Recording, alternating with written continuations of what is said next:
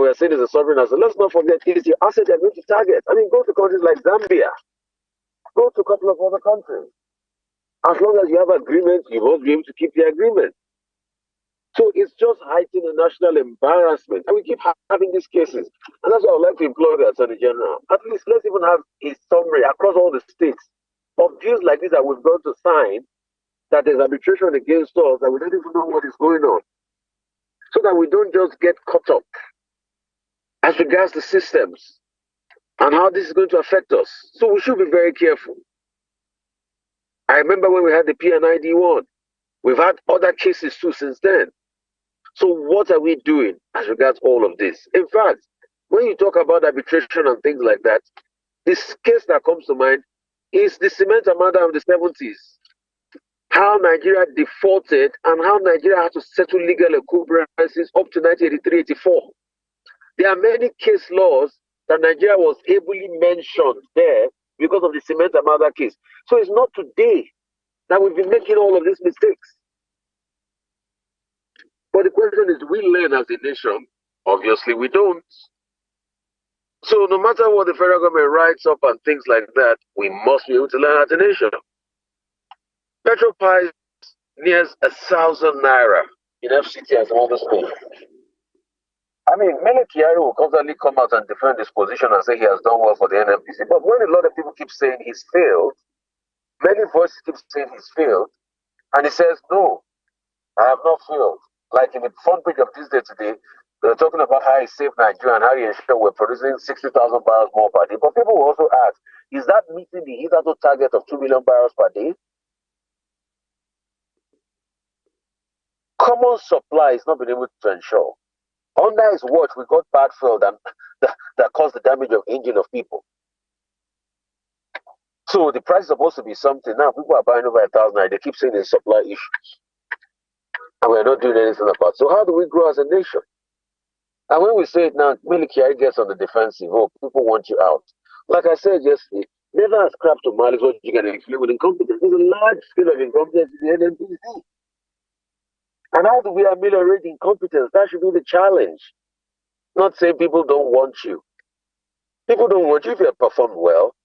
You'll be able to see, yeah, some of the things you keep saying, oh, I was the one that first did the audit and all of that. Yes, you did the audit, but what's the working state of the refineries? The Daily Trust is also talking about the 3.7 million kind of residents that might be facing flood. Nema is speaking.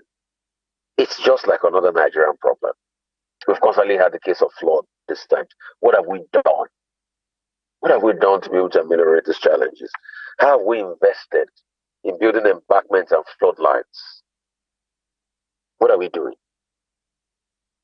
Some good news. Inflation is easing to about 33.4% from about 34.1%, 0.8. Very good one. The parameters really is about food. Food inflation really came down. A lot of people attribute that to harvest season, which is a good one. But the question is, after the harvest season, what happens?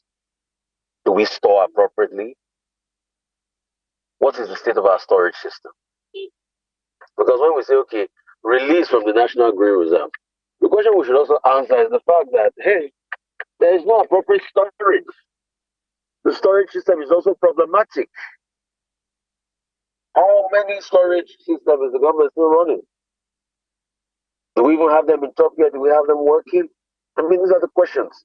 So what's the fate of storage? Post-harvest losses is still causing a lot of problems.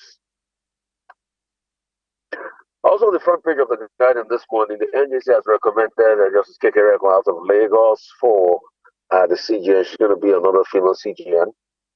And it's a plus, you know, for the great work a lot of great women do out there.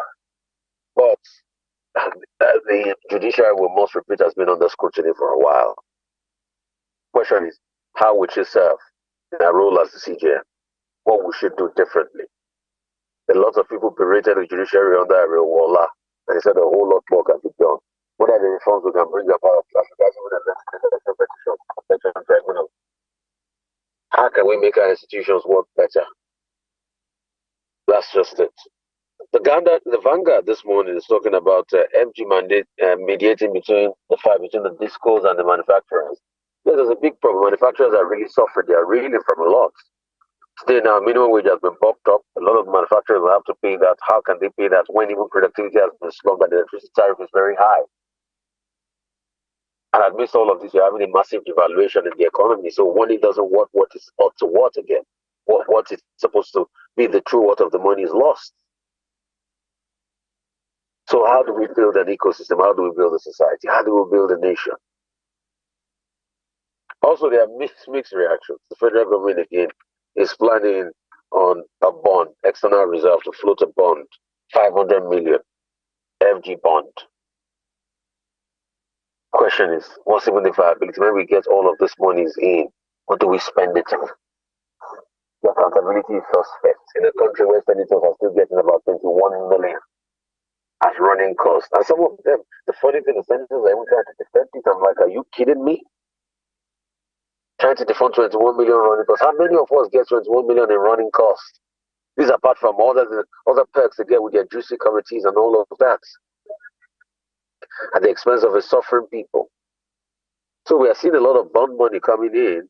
We're seeing a lot of borrowing that is adding to our books, that is increasing our debt burden. That's why it's gone up to about 121 trillion. But we're not seeing anything to show for it. The problem is not borrowing. The problem is what is being done with the money that's been borrowed. So these are the myriads of challenges. And in the middle of all of this, the discos are defending themselves that they say, oh, our band A pays the lowest rates in Africa. How would we pay the lowest rates? Our currency just got devalued. These people forget. In fact, these people don't even factor the conversation of devaluation. When we paid the lowest rate a couple of years ago, our currency just got devalued by over 100%. So these are the factors and these are the challenges we need to look at. Daily Independence, this one is also talking about the seizure of the plane. And other papers are also talking about it. They're talking about the fact that the government has shown some steps to discharge inappropriate orders against jets. Chinese firm plotting to strip Nigeria's assets. That's what the president says. Firm misled French court on presidential aircraft. That's what the state government is saying. The seizure is an international embarrassment. That's what Peter will be saying. And there are many other stories making it to the papers this morning. But on VOP 96.1, we've been able to help you start your day by having an understanding as regards what is happening in the papers this morning. So if there's any story that you might want to sound off, you can reach us across all of our channels this morning. Thank you so much. It's been a great pleasure presenting this to you this morning.